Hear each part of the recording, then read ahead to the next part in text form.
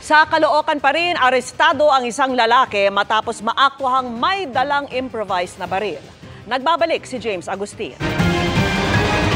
Sa presinto ang bagsak ng isang lalaki matapos mahulian umano ng improvised na baril sa Barangay 176 Bagong Silang, Caloocan.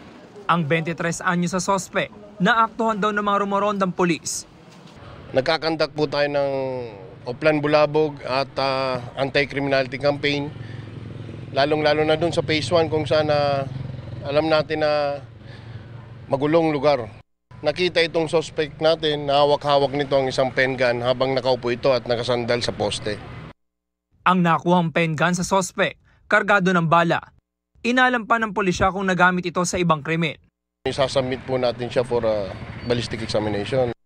Ayon sa pulisya, nakulong din ang suspect noong 2018 dahil sa kasong pagnanakaw. Ngayon, maharap naman siya sa reklamong paglabag sa Comprehensive Firearms and Ammunition Regulation Act. Pinahawak lang rin po sa akin yun.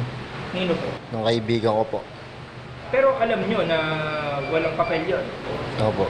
Pinahiram lang po talaga sa akin. Para sa GMA Integrated News, James Agustin, nakatuto, 24 oras.